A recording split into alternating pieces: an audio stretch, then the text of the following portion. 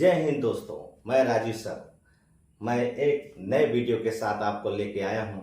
आज देखा जाए तो भाइयों, ये ऐसा वीडियो है कि जो जितने भी कंपटीशन की तैयारी कर रहे हैं हमारे छात्र भाई बहन, उनके लिए वीडियो बनाया गया है। और रही बात यह है कि देखा जाए तो जितने भी मतलब ये ऐसे टॉपिक है भारत के निर्वाचन आयोग, मैं इससे बात करूंगा आप लोगों के बीच में। और रही बात यह है कि देखा जाए तो अगर अच्छा लगे तो आप अपने मित्रों को शेयर करें और सब्सक्राइब करें, लाइक करें। और देखा जाए तो सबसे बड़ी बात है कि देखिए, ये हम चाहेंगे कि आजकल जितनी महामारी बढ़ रही है, आंखों में बहुत ज़्यादा दिक्कत आ रही है, हम उससे आप खुश मतलब स्वस्थ रहें, हमारी यही मनोकामना है। चलते हैं, देखते हैं कि 25 जनवरी, देखिए सबसे बड़ी बात होती है भारत का निर्वाचन आयोग। दोस्तों, हम बात करते हैं भारत का निर्वाचन आयोग की बात करते हैं तो भारत का निर्वाचन आयोग तो अनुच्छेद की बात करते हैं तो देखा जाए तो किस अनुच्छेद में है, ये कई बार क्वेश्चन पूछता है। भारत का अनुच्छेद देखिए 324, सिर्फ देखा जाए तो 324 ही भारत का निर्वाचन आयोग है। और यही आपको बता दूं भैया कि 324 में भारत का निर्वाचन आयोग रखा गया है। और सबसे बड़ी बात है भारत में देखा जाए तो सबसे बड़ी बात है कि देखा जाए निर्वाचन आयोग कब लागू हुआ, तो देखिए 25 जनवरी, जरा ध्यान दीजिएगा, 25 जनवरी 1950 को। दोस्तों 25 जनवरी 1950 को ये अस्तित्व में आया। क्या आया? अस्तित्व में आया। अस्तित्व में आया। अब आप समझ सकते हैं बच्चों कि देखा जाए तो भारत का निर्वाचन आयोग अनुच्छेद 324 में ये 25 जनवरी 1950 को ये अस्तित्व में आया। मतलब ये भारत में देखा जाए तो ये यही शुरुआत होती है। और दूसरी बात बता दूं, जरा ध्यान दीजिएगा कि कुल मिलाकर ये संविधान की बात करते हैं। हमारा संविधान कब मतलब बना, मतलब चालू होता है, तो संविधान लागू होता है 26 जनवरी, एक ध्यान देना, 26 जनवरी 1950 को लागू होता है। दोस्तों और एक बात बता दूंगा आपको, दोस्तों एक और बात बता दूं कि देखा जाए तो 26 नवंबर को हमारा संविधान, देखिए 26 नवंबर को हमारा संविधान 1948 को, 26 नवंबर 1948 को हमारा संविधान बनकर क्या हो गया, ये तैयार हो गया। सबसे बड़ी बात होती है 26 नवंबर 1948 को हमारा संविधान बनकर रेडी हो गया। मगर रही बात यह है कि उस समय हमारा संविधान पूर्ण रूप से लागू नहीं हुआ। और ये क्वेश्चन बनता है कि कितने अनुच्छेद लागू हुए थे? मात्र 16 अनुच्छेद लागू हुए थे। 16 अनुच्छेद लागू हुए थे। अब आप जरा ध्यान दीजिएगा, यही 16 अनुच्छेद की हम बात करते हैं तो यही 16 अनुच्छेद में से एक था भारत का निर्वाचन आयोग। और जरा ध्यान दीजिएगा, यही हम 25 तारीख को, जरा ध्यान दीजिए, 25 जनवरी को हम मतदाता दिवस मनाते हैं। दोस्तों ये भी आपको जानकारी होना चाहिए। जितनी भी परीक्षाएं होती हैं, वनडे की परीक्षाएं, कहीं न कहीं ये सबके लिए उपयोगी है। आइए देखते हैं सबसे बड़ी बात क्या होती है। अनुच्छेद 324 में कहा गया है, अनुच्छेद 324 में क्या कहा गया मित्रों, पहले हमारी बात सुनिए। देखिए अनुच्छेद 324 में, देखिए 324 में कहा गया है भारत में एक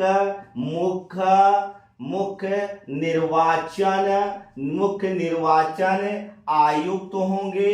और देखिए आयुक्त होंगे और क्या होंगे, दो अन्य आयुक्त होंगे। तो कुल मिलाकर देखा जाए भारत में एक मुख्य निर्वाचन आयोग अध्यक्ष होगा और उसके साथ 2 लोग होंगे। मगर यही बात यह है कि देखा जाए तो, और आपको बता दूं, जब हमारा संविधान देखा जाए तो कुल मिलाकर 25 जनवरी को जब ये लागू होता है, तब हमारे यहाँ 2 आयुक्त नहीं होते हैं। दोस्तों वो आयुक्त कितने होते हैं? मात्र अकेला होता है। हमारे यहाँ 1900 की हम बात करते हैं, देखिए 1900 की बात करते हैं तो 1900 1950 से लेकर 1950 से लेकर 1950 से लेकर 1900 की बात करते हैं 89 तक। देखिए 1989 तक उस समय हमारे यहाँ एक ही मुख्य निर्वाचन आयोग होता था। एक देखिए एक ही मुख्य निर्वाचन आयोग होता था। दोस्तों आपको बता दूं, मगर जानते हैं उस समय हमारे यहाँ एक समिति आई, उस समिति की नाम बात कर लेते हैं। आप तारकुंडे समिति नाम सुने होंगे या नहीं जानते होंगे। तारकुंडे, देखिए भाई नाम तो बहुत अच्छा है, तारकुंडे समिति आई और तारकुंडे समिति ने कहा कि देखिए भैया, तारकुंडे समिति ने कहा कि आप देखिए जहां एक निर्वाचन आयोग होते थे वहां डबल कर दीजिए, मतलब इनके साथ 2 और आयुक्त जोड़िए और इनकी सिफारिश से, देखिए भैया इनकी सिफारिश से 1889 से लेकर भैया 1989 से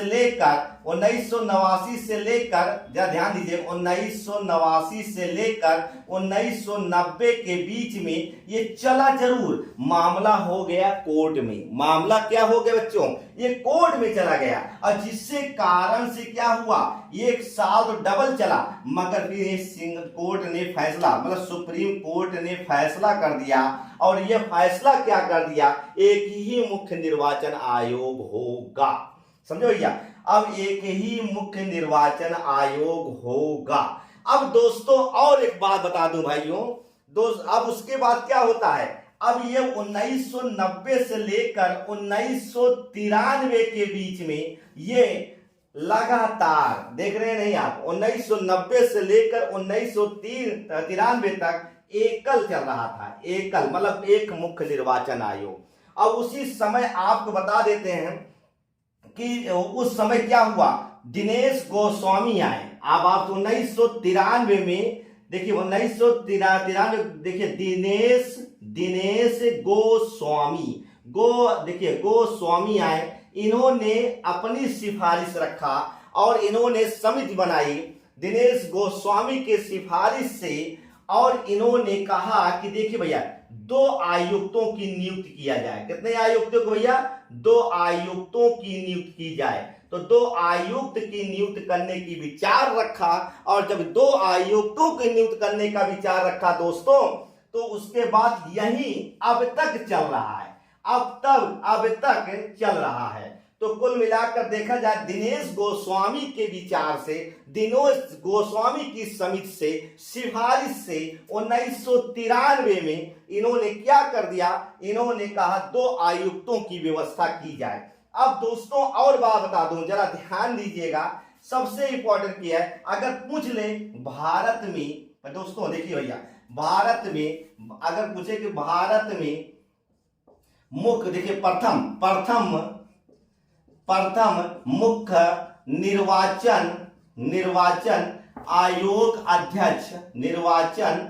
आयोग अध्यक्ष कौन था, तो दोस्तों आपको बता देते हैं कि भारत में प्रथम मुख्य निर्वाचन आयोग कौन थे, सुकुमार सेन। कौन था भैया, सुकुमार सेन थे। अब आप समझ सकते हैं सुकुमार सेन, और अगर वर्तमान में पूछ ले दोस्त तो वर्तमान में किसको मारेंगे, ये कहीं न कहीं परीक्षाओं की देखा जाए तो बहुत इंपॉर्टेंट में है। और देखा जाए वर्तमान की बात करते हैं तो वर्तमान में है सुनील अरोड़ा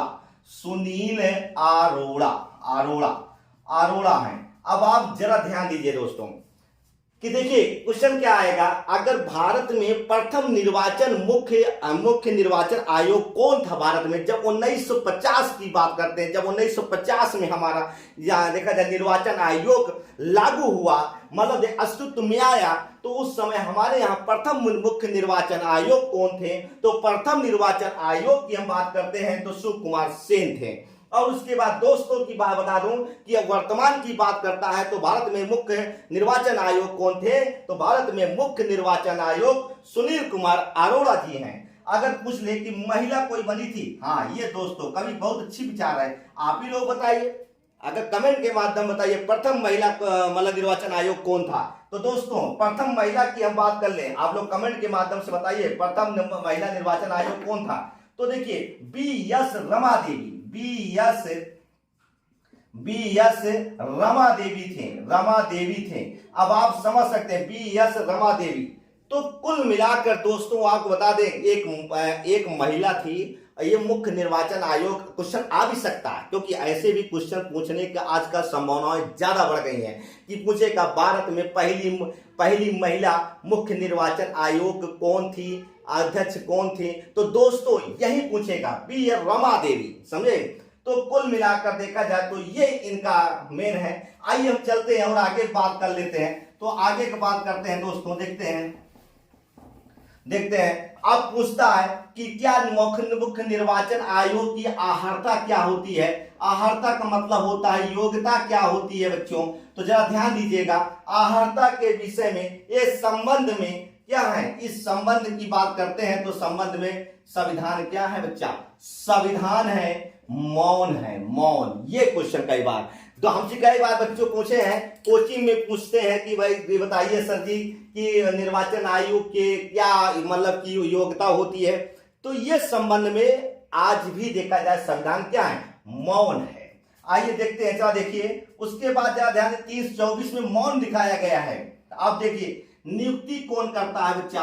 तो जरा ध्यान दीजिए, नियुक्ति की विषय में बात कर ले तो नियुक्ति राष्ट्रपति करता है, राष्ट्रपति। अब जरा ध्यान दीजिए राष्ट्रपति करता है, मगर मामला क्या है, मामला वही है। अब देखिए जब ये राष्ट्रपति करता है अकेले कर नहीं पाएगा, फिर वही मंत्री परिषद से सलाह लेगा, मंत्री परिषद से सलाह लेगा। अब आप समझ सकते हैं दोस्तों, मंत्री परिषद से सलाह लेता है।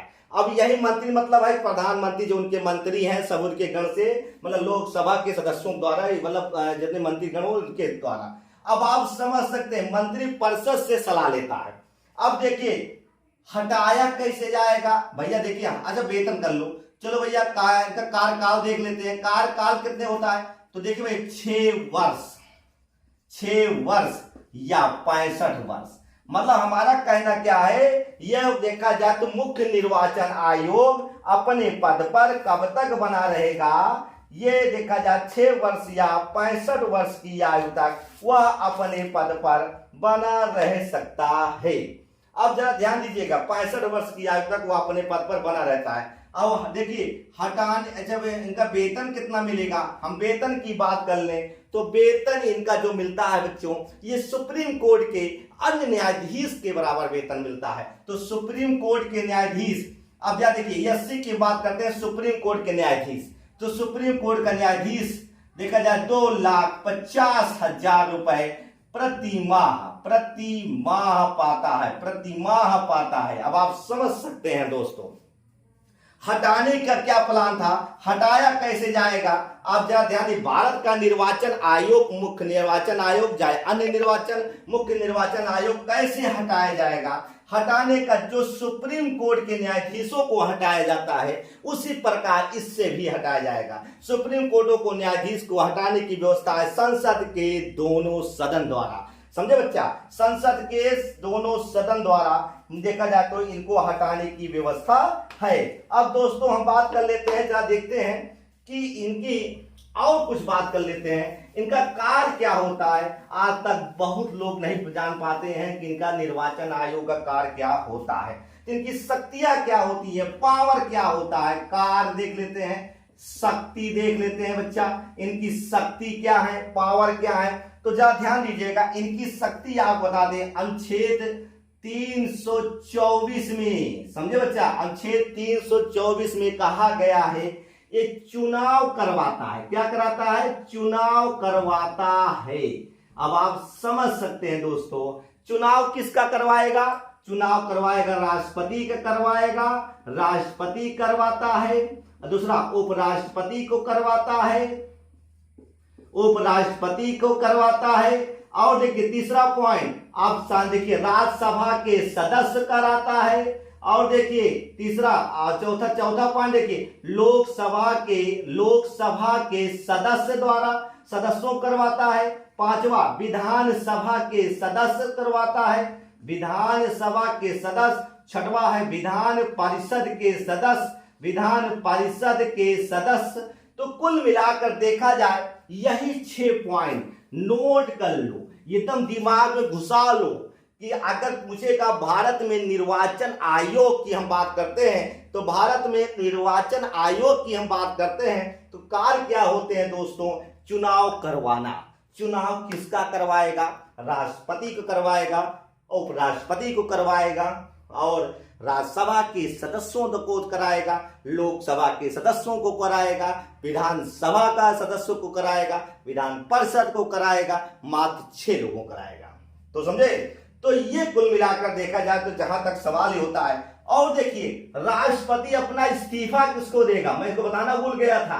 राष्ट्रपति अपना इस्तीफा, राष्ट्रपति कह रहे हैं, भारत का निर्वाचन आयोग का अध्यक्ष किसको इस्तीफा देगा? राष्ट्रपति को देगा। किसको देगा बच्चा? राष्ट्रपति को देगा। ये भी नोट कर लेना पॉइंट को।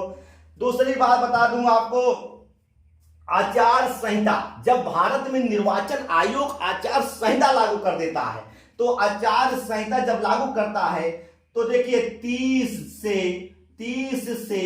90 दिन तक, 30 से 90 दिन तक लगा सकता है। समझे? लगा सकता है। और इसी को कहते हैं, जब आचार संहिता लग जाता है बच्चा, आचार संहिता को हम लोग प्यार से कहते हैं आदर्श आचार संहिता। आदर्श आचार, देखिए आदर्श आचार संहिता, यही इसका नाम होता है, आदर्श नाम रखा जाता है दोस्तों।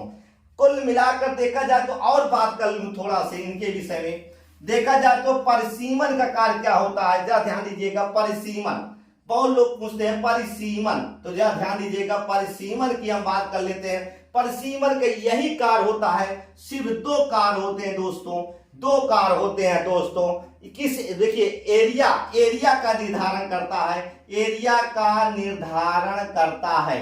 देखिए भैया, एरिया का मतलब होता है हमारा चुनाव किस एरिया में गया है, हमारा चुनाव किस जगह पे, कौन क्षेत्र, मतलब एरिया में जाएगा, कौन क्षेत्र में जाएगा, इसी कहते हैं क्षेत्र भी कहा जाता है। और देखिए पहला पॉइंट। दूसरा पॉइंट क्या होता है? राज्यों में कितनी सीटें होंगी, राज्यों में कितनी सीटें होंगी, कितने सीटें होंगी, ये निर्धारण करता है परिसीमन का। समझे?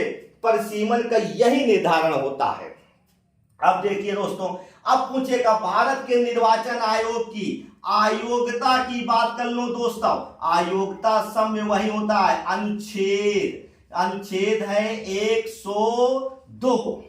इसमें आयोगता में देख लो दोस्तों क्या होना चाहिए। देखिए, वह भारत का नागरिक ना हो, समझे? वह भारत का क्या ना हो? वह भारत का नागरिक ना हो, वह किसी लाभ पद पर हो, जानते, वह पागल दिवालिया हो, वह मानव विचित हो, समझे? ये कारण से अगर वह उसके पास पाया जाएगा तो उसको पद से हटा दिया जाएगा।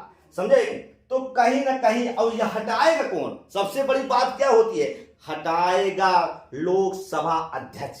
और लोकसभा, या हो सकता है दल बदल दे अपना, भाई दल बदल मतलब है दूसरे दल में शामिल हो जाए, तब भी उसको हटा दिया जाएगा। और हटाएगा कौन? लोकसभा अध्यक्ष। दोस्तों, ये कैसा लगा वीडियो? अगर ये अच्छा लगा हो तो लाइक और सब्सक्राइब ठोक के करिए, और दोस्तों अपने दोस्तों को शेयर करिए। बहुत बहुत धन्यवाद। जय हिंद।